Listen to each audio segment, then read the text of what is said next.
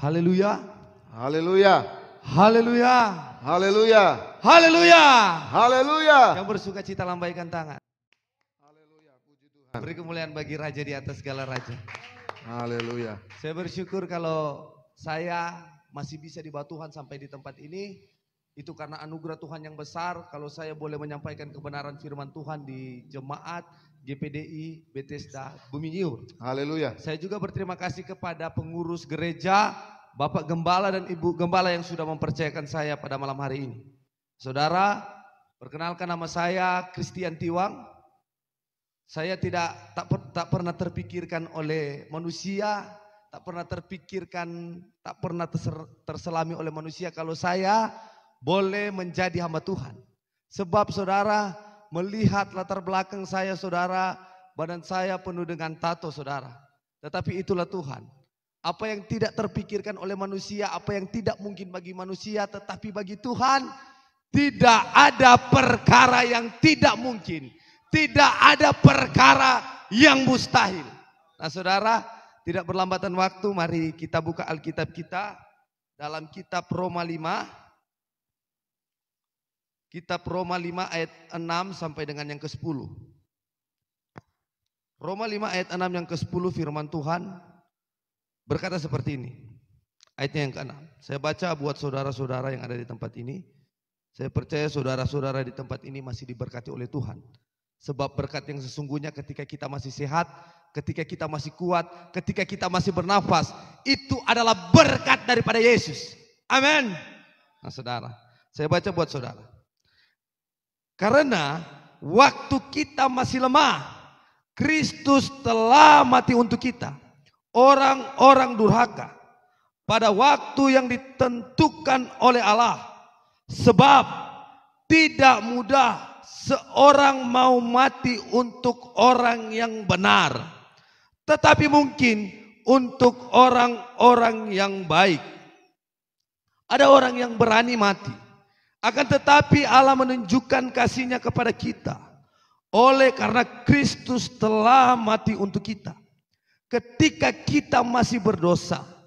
Lebih-lebih karena kita sekarang telah diselamatkan dari murka Allah. Sebab jikalau kita ketika masih seteru diperdamaikan dengan Allah oleh kematian anaknya, lebih-lebih kita yang sekarang telah diperdamaikan pasti akan diselamatkan oleh hidupnya. Dan bukan hanya itu saja, kita malah bermegah dalam Allah oleh Yesus Kristus Tuhan kita. Sebab oleh Dia kita telah menerima perdamaian itu. Nah saudara, dalam bacaan kita tadi saya mengambil tema atau takjub khotbah, The Power of Love, yang artinya kekuatan cinta. Nah saudara, bercerita kekuatan cinta seorang ibu, dan otomatis kita semua yang ada di tempat ini mempunyai seorang ibu. Dan kita tahu bagaimana cinta ibu kepada kehidupan kita.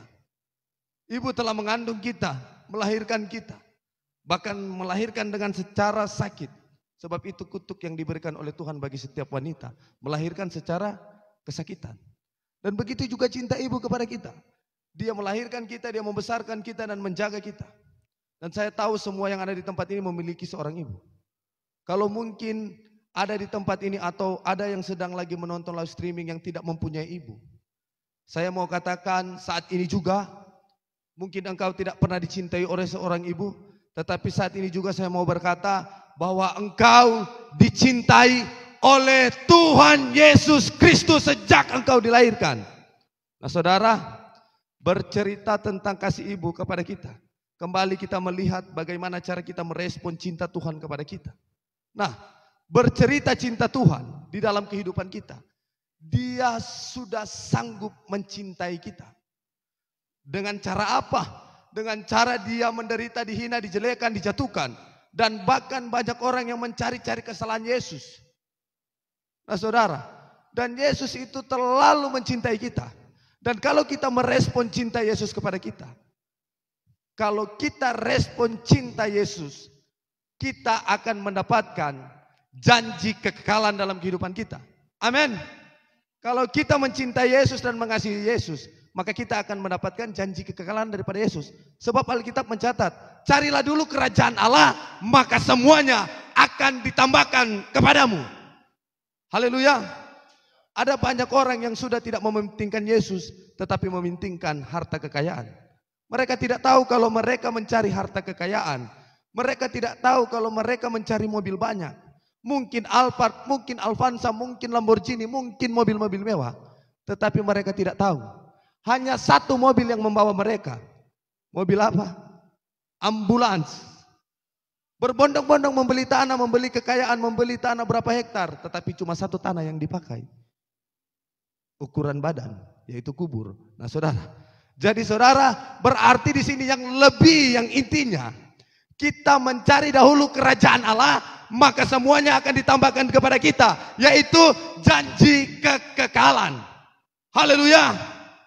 Nah saudara, bercerita cinta Tuhan kepada kita, bagaimana cara kita untuk merespon cinta Tuhan kepada kita? Dengan cara apa? Cinta Yesus melebihi dari segalanya. Melebihi dari segalanya. Sebab kenapa saya berkata melebihi dari segalanya? Tidak ada seorang saudara, seorang teman dekat yang mau rela memberikan nyawanya untuk kita. Hanya Yesus. Amin. Hanya Yesus yang rela memberikan nyawanya bagi kita. Nah saudara, teringat bahwa bagaimana pengorbanan Tuhan dalam kehidupan kita. Pengorbanan Tuhan sungguh luar biasa dalam kehidupan kita.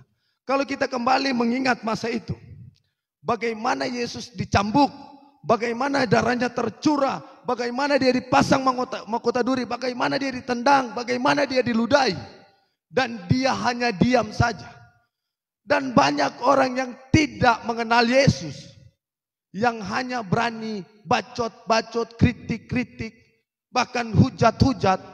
Mereka berkata seperti ini, mengapa Tuhannya orang Kristen boleh mati? Bukannya dia Allah yang hebat, bukannya dia Allah yang perkasa, bukankah dia Allah yang ajaib? Tetapi satu perkataan saya untuk menjawab itu. Tuhan mati karena kita, dan waktu dia diludah, waktu dia dicambuk, waktu dia disiksa, waktu dia menderita, yang ada di benaknya apa? Kasih oleh kita. Nah saudara, kalau saya belajar, ternyata waktu itu bukan Tuhan tidak bisa menunjukkan kehebatannya waktu itu. Tetapi saudara harus perlu tahu, malaikat di sorga yang berlaksa-laksa, ini berbicara laksa-laksa, beribu-ribu cuma berapa, tetapi ini berlaksa-laksa. Saudara, banyak sekali saudara, tinggal menunggu aba-aba daripada Tuhan waktu itu. Kalau Tuhan Yesus bilang, turun, maka turun semua malaikat dan mati semua. Prajurit Pontius Pilatus, bahkan Herodes mati, Pontius Pilatus mati, dibunuh oleh malaikat-malaikat sorga. Tetapi Tuhan tidak mau melakukan itu sebab dia cinta kepada umat manusia. Kalau darahnya tidak tercurah di atas kayu salib, maka setiap kutuk, setiap penyakit tidak dapat ditanggung oleh Tuhan. Maka kita yang akan menanggung kutuk dan penyakit, dan kita mati binasa. Tetapi karena darah Yesus tercurah di atas kayu salib, maka keselamatan, janji kekal terjadi kepada setiap orang-orang Kristen yang mau mencari Tuhan dan mengasihi Tuhan. Haleluya. Saudara, maka kita memiliki janji kekekalan di dalam surga.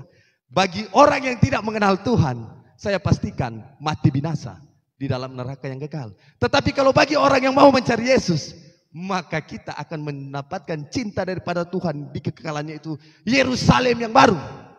Nah, saudara, saya memiliki banyak teman di sosial media, dan bahkan di sosmed, di akun FB saya. Banyak teman-teman saya yang masih hidup dalam kejahatan. Nah saudara, dan tiba-tiba di salah satu sosmed saya, ada teman saya yang mati berbuat dosa. Segala macam dosa sudah dia lakukan, saudara. Dan dia mati kecelakaan karena berbuat dosa dan mabuk dan celaka mati.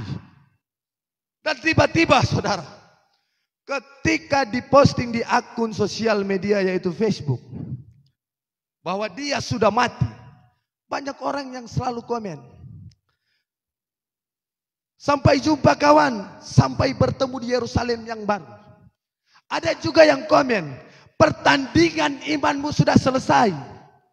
Saudara, dorang yang bilang itu, kalau saya pelajari, ternyata bogo-bogo. Saudara, masa orang dah mati baking dosa, dah baking basina, dah baking menjudi, dah minum. Kau mau bilang sampai jumpa menuju ke Yerusalem yang baru.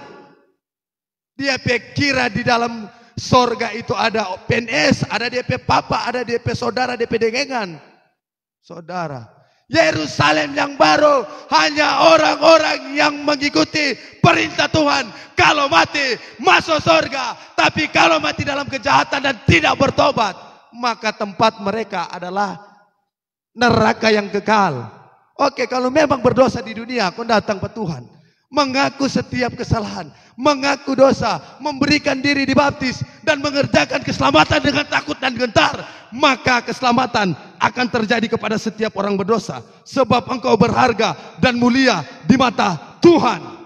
Sebesar apapun kesalahan, sebesar apapun dosa, kita adalah orang-orang yang berharga di mata Tuhan. Haleluya. Saudara, oke, berarti cinta Tuhan di dalam kehidupan kita penuh dengan janji kekekalan. Haleluya. Beri kemuliaan bagi Raja di atas segala raja. Nah saudara, bagaimana cara kita mencintai Tuhan? Haleluya. Ada yang tahu bagaimana cara kita mencintai Tuhan? Nah saudara, saya akan memberikan 3 poin untuk menjelaskan ini. Bagaimana cara kita untuk mencintai Tuhan. Yang pertama, cinta akan firman Tuhan. Nah, oke. Kita buka dalam kitab Yosua 1 ayatnya yang ke-8. Boleh tolong. Yosua 1 ayatnya yang ke-8. Haleluya. Boleh tolong. Yosua 1 ayatnya yang ke-8 firman Tuhan berkata begini. Janganlah engkau lupa memperkatakan kitab Taurat ini, tetapi renungkanlah itu siang dan malam, supaya engkau bertindak hati-hati sesuai dengan segala yang tertulis di dalamnya. Sebab dengan demikian perjalananmu akan berhasil dan engkau akan beruntung. Nah saudara, berarti cara kita mencintai Tuhan, janganlah engkau memperkatakan kitab Taurat ini tetapi renungkanlah itu siang dan malam. Berarti saudara, cara kita untuk mencintai Tuhan, kita harus merenungkan kebenaran firman Tuhan dan membaca setiap firman Tuhan. Ada firman yang berkata begini. Kalau orang iman timbul dari pendengaran. Oke, memang iman timbul dari pendengaran. Tetapi kalau kita tidak membaca firman Tuhan dan merenungkan firman Tuhan, maka sama aja bohong. Berarti kalau kita mau mencintai Tuhan, kita harus belajar membaca firman Allah. Amin. Sebab Alkitab mencatat firman adalah Allah sendiri. Nah, saudara, jadi kita harus belajar merenungkan dan membaca firman Tuhan. Selain kita mendengarkan firman Tuhan, kita juga harus merenungkan kebenaran firman Tuhan itu siang dan malam.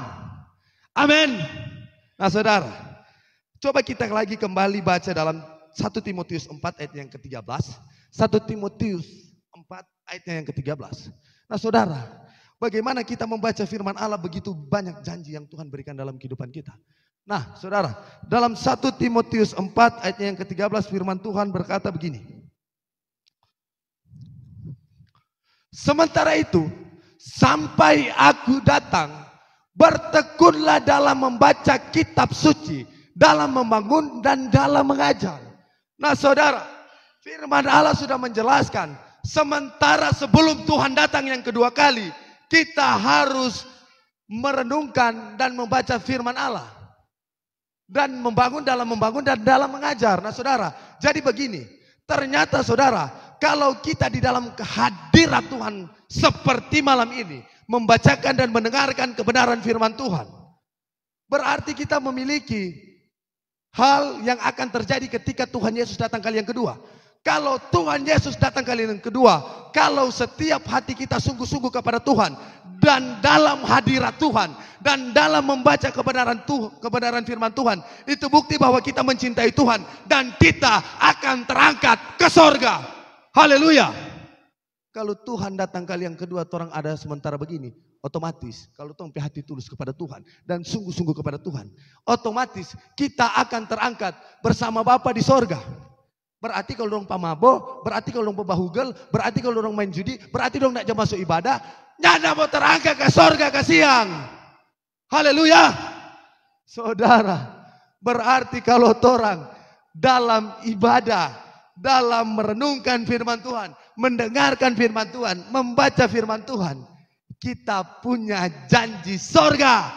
Haleluya. Dan bahkan ketika Tuhan datang kali yang kedua, maka kita akan terangkat dan memiliki kekekalan dan memiliki kesenangan di dalam Yerusalem yang baru.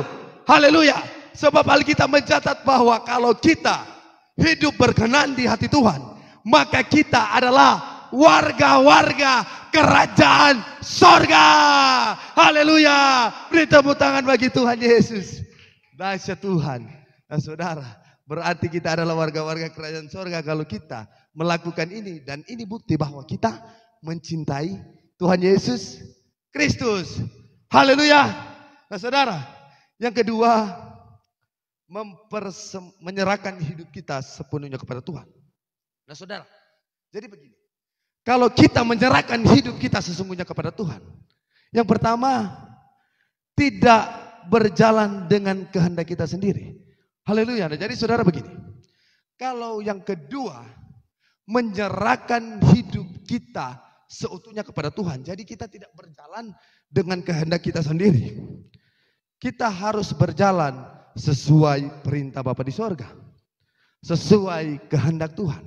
Nah, yang kedua juga, kalau kita menyerahkan hidup kita sepenuhnya kepada Tuhan, tidak mementingkan diri sendiri. Berarti kita tidak boleh egois. Haleluya. Jadi kita harus berjalan sesuai kehendak Tuhan. Sebab Alkitab mencatat kalau kita berjalan sesuai kehendak Tuhan dan kita benar-benar di dalam Tuhan, maka waktu Tuhan yang terbaik akan terjadi di dalam kehidupan orang-orang Kristen yang percaya kepada Tuhan. Haleluya.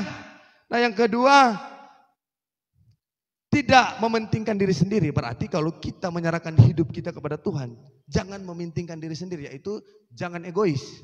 Amin. Karena banyak orang yang berkata menyerahkan hidup kita kepada Tuhan tetapi masih egois. Haleluya. Tetapi kita di sini tidak ada yang egois. Amin. Di luar sana banyak yang egois, tetapi kalau kita di sini tidak. Haleluya. Nah, saudara. Jadi begini. Dalam kitab Daniel 3 ayat 16 sampai dengan 18. Coba tolong. Daniel 3. Daniel 3 ayat 16 sampai dengan 18. Firman Tuhan berkata begini. Lalu Sadrak, Mesak dan Abednego menjawab Raja Nebukadnezar, tidak ada gunanya kami memberi jawab kepada tuanku dalam hal ini.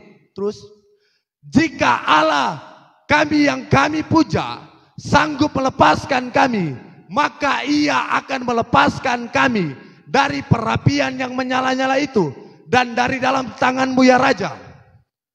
Tetapi seandainya tidak, hendaklah tuanku mengetahui ya Raja, bahwa kami tidak akan memuja dewa tuanku dan tidak akan menyembah patung emas yang tuanku dirikan itu.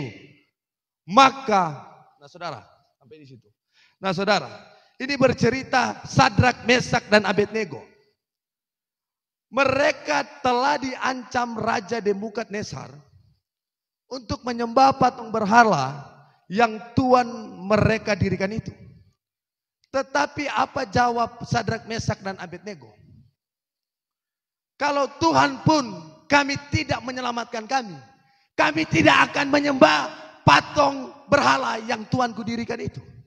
Nah saudara, kita harus memiliki iman yang radikal seperti tokoh Alkitab Sadrak, Mesak dan Abednego ini. Karena di akhir zaman ini dunia sudah tidak akan baik. Alkitab mencatat akan semakin jahat. Jadi kita berdoa untuk dapat melewati setiap pergumulan berat yang harus kita alami ke depan. Nah saudara, bercerita iman Sadrak, Mesak dan Abednego.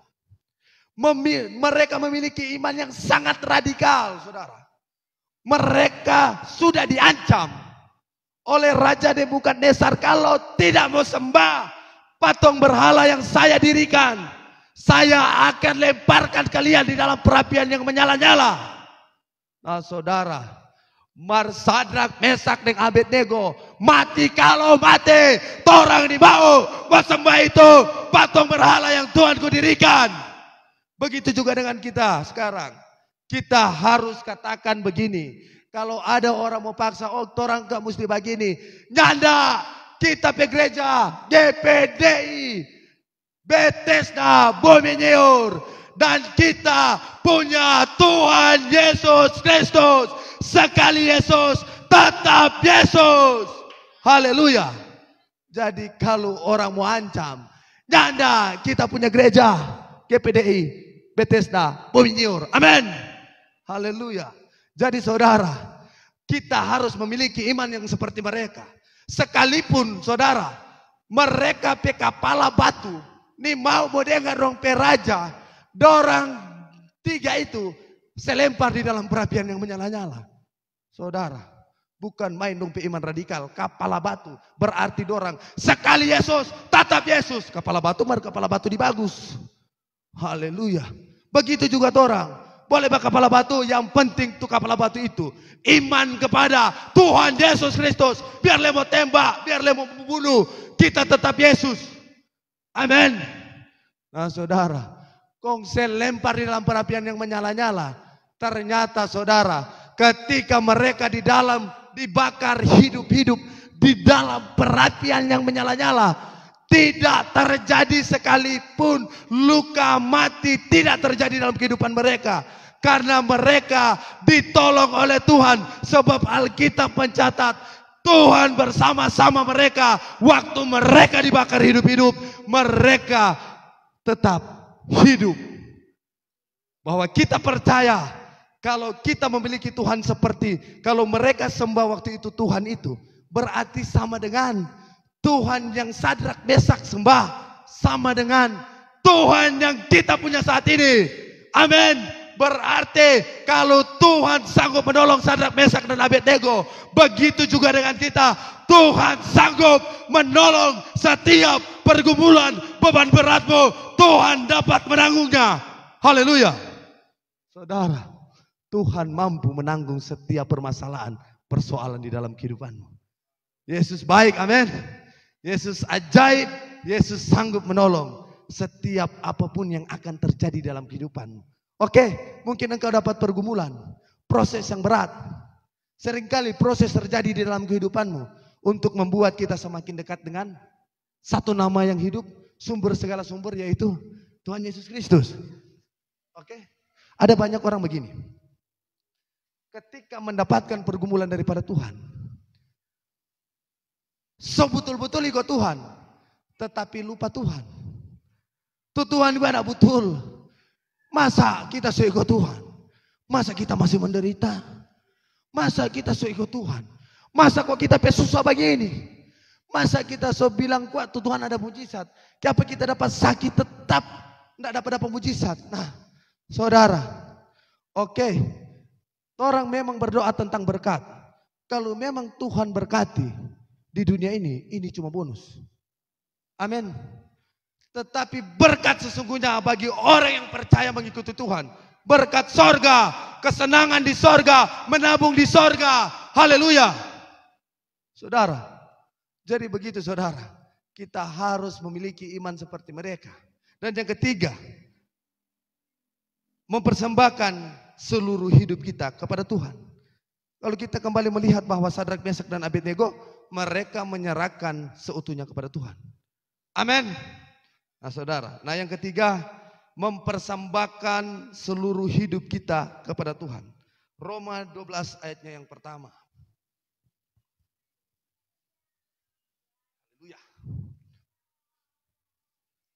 Roma 12 ayat yang pertama firman Tuhan berkata, karena itu saudara-saudara, demi kemurahan Allah, aku menasihatkan kamu supaya kamu mempersembahkan tubuhmu sebagai persembahan yang hidup, yang kudus, dan yang berkenan kepada Allah.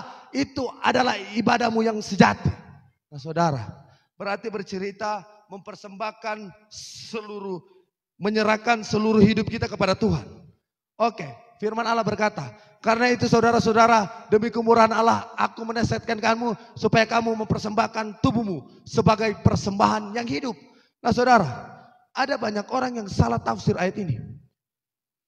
Dorang bilang begini, torang pe hidup gua ini, torang seserakan pat Tuhan seutuhnya.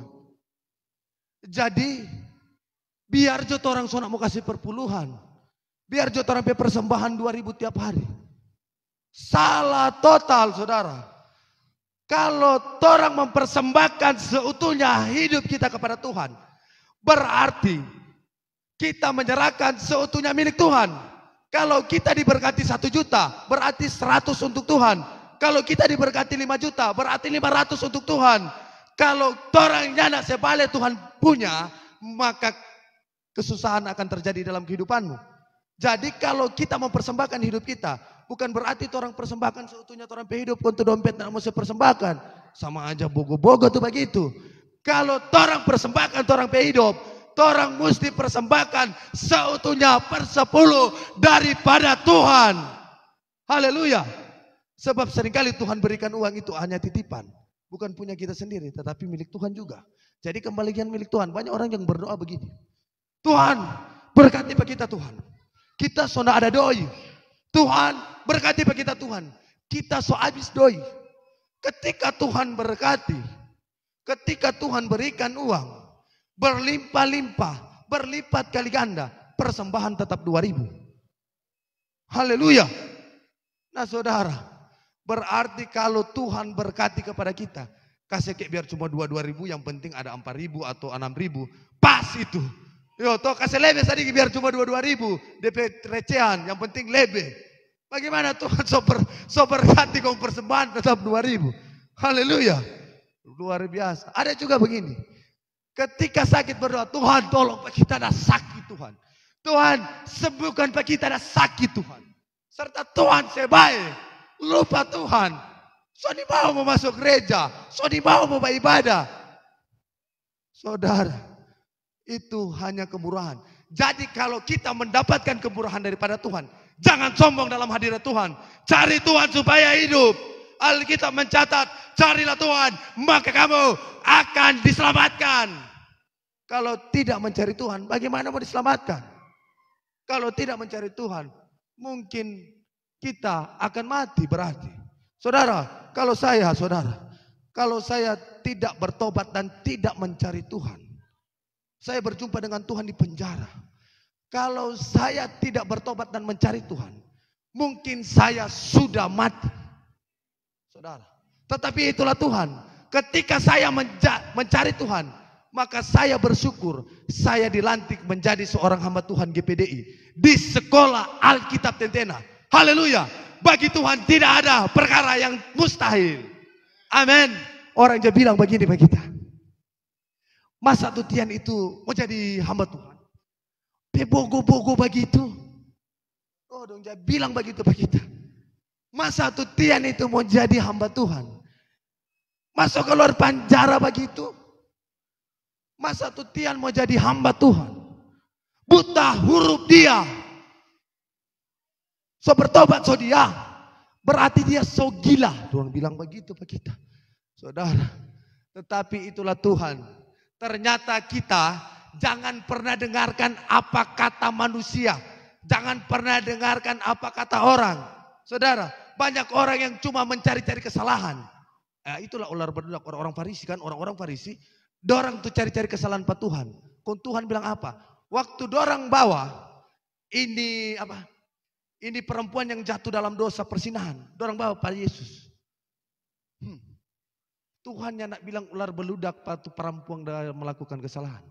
Tetapi yang Tuhan bilang ular beludak, ahli-ahli Taurat dan orang-orang Farisi. Saudara, makanya Alkitab menjelaskan, apa yang bodoh, apa yang hina, apa yang tidak dipandang oleh dunia, dipilih Allah untuk mempermalukan orang-orang yang berhikmat. Nah saudara, karena banyak yang mengerti kebenaran firman Tuhan, tetapi ternyata mereka tidak melakukan kebenaran firman Tuhan itu. Karena banyak yang mengerti firman Tuhan, maka mereka pakai kebenaran firman Tuhan itu untuk menjatuhkan orang, untuk menjelekkan orang, untuk menghina orang, untuk mencari kesalahan orang lain. Amin. Tetapi kita semua yang ada di tempat ini, bagi setiap penonton, menonton live streaming, jemaat Tuhan yang ada di tempat ini, kita jangan pernah dengarkan apa kata orang atau manusia, tetapi kita harus dengar apa kata Tuhan. Bagi Tuhan tidak ada perkara yang mustahil, dan bagi Tuhan penuh dengan janji-janji, dan bagi waktu Tuhan yang terbaik bagi kita semua. Haleluya. Saudara, kita harus bersyukur kalau kita menjadi umat-umat Kristen yang percaya kepada Tuhan. Nah saudara, seringkali saudara, kita mengikuti Tuhan, hidup kita tidak gampang. Nah saudara, karena banyak contoh, setiap orang yang dipakai Tuhan di dalam Alkitab, hidupnya tidak gampang. Hidupnya penuh dengan penderitaan. Contoh, Ibu Yesus Maria. Kan ketika dia mengandung daripada Roh Kudus, hidupnya tidak gampang. Ketika dia mengandung daripada Roh Kudus, tiba-tiba nih Yusuf, so tahu-tahu mau setunangan, mau kawin dengan Ibu Maria, Ibu Yesus. Apa yang Yusuf bilang? Aduh, so di mau pangana. Masa ngana so hamil di luar nikah? Bukan kita punya anak no. Mungkin begitu waktu itu Ibu Maria. Yusuf begitu. Oh malaikat kan baku dapat dengan Yusuf. No? Jangan, itu dari Roh Kudus. Dia balik ulang. Jadi ngarep malaikat kote. Jadi kalau malaikat nak baku dapat dengan dia waktu itu, mungkin dia susah tinggal di Ibu Yesus pe mama. Masa katu nak ada DP arti masa hamil kong kita mau tanggung jawab. Nah waktu itu, nah saudara, kong tiba-tiba Herodes, orang-orang Majus bertemu dengan ini Herodes ini, raja. Orang-orang Majus bilang apa? Raja, akan lahir seorang raja di Bethlehem. Herodes langsung berpikir begini, oh Tuhan. Atau dia nak bilang Tuhan, tahu siapa dia dah sembah waktu itu. Mungkin dia begini, aduh, semua tersaing kita ini no. Aduh, semua ada raja mau lahir ini dong. Apa yang dia suruh? Prajurit, bunuh setiap anak yang baru lahir di Bethlehem.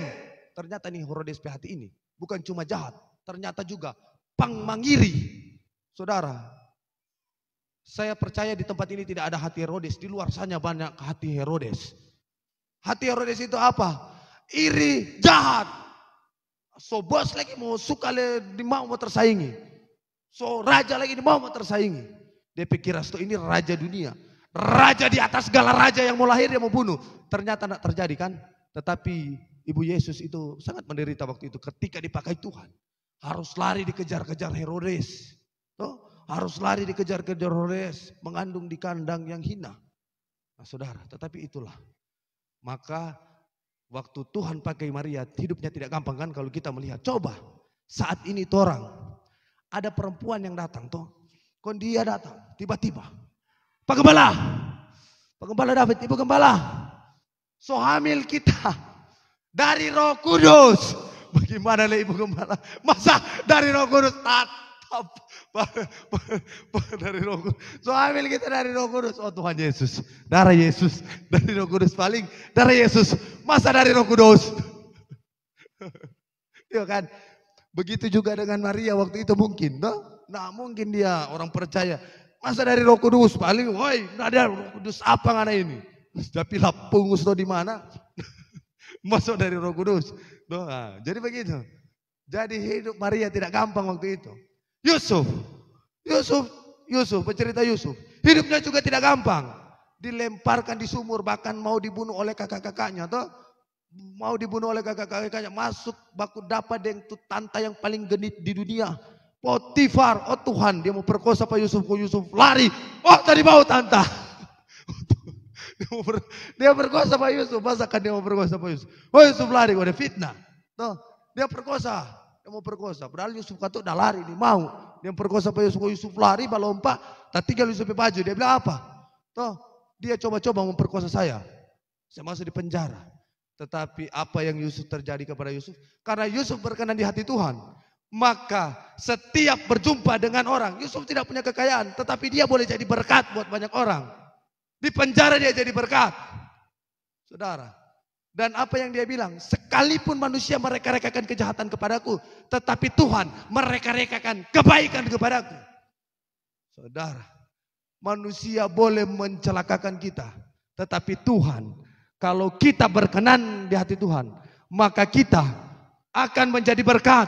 Dimanapun kita pergi, dimanapun kita berada, kita bisa jadi berkat buat banyak orang. Amin. Stefanus dirajam dengan batu sampai mati. Paulus dipenggal hidup-hidup. Jadi tidak ada nabi yang hidupnya senang. Semua menderita. Tetapi saya percaya nabi-nabi yang mati waktu itu, mereka bersama-sama dengan Tuhan Yesus saat ini menikmati kesenangan di dalam kerajaan surga. Haleluya. Karena akan tiba saatnya kita akan diancam. Sembah atau saya tembak. Karena tiba saatnya kita akan diancam untuk menyembah lain. Antikris tuh. Tapi itu orang tuh. Sekali Yesus, tetap Yesus sama-sama. Sekali Yesus, tetap Yesus. Sekali Yesus, tetap Yesus. Haleluya. Sekali Yesus, tetap Yesus. Haleluya. Biar jodoh mau bunuh kuat. Biar jodoh mau saya mati kek. Yang penting kok kita tetap Tuhan Yesus. Haleluya. Bahwa kalau kita mati dalam keadaan seperti itu, maka kita akan menikmati kesenangan bersama Tuhan. Haleluya. Saudara, karena bercerita surga dan neraka itu nyata. Nyata di dalam kehidupan kita. Nah, saudara, jadi kalau kita berkenan di hati Tuhan, maka kita akan mendapatkan berkat-berkat daripada Tuhan. Jadi begini, untuk merespon cinta Tuhan kepada kita, yang pertama apa? Cinta akan firman Tuhan. Yang kedua, menyerahkan hidup kita sepenuhnya kepada Tuhan. Dan yang ketiga, mempersembahkan hidup kita seutuhnya kepada Tuhan. Amin. Jadi saudara, kita pakai hidup kita untuk lebih mencintai Tuhan. Sebab cintanya kepada kita sampai selama-lamanya. Mari kita hargai pengorbanan Tuhan terhadap hidup kita. Dengan cara kita merespon panggilan Tuhan. Cinta akan firman Tuhan, menyerahkan sepenuhnya hidup kita kepada Tuhan dan mempersembahkan seluruh hidup kita kepada Tuhan. Haleluya. Yesus baik, amin. Haleluya. Saya undang bangkit berdiri.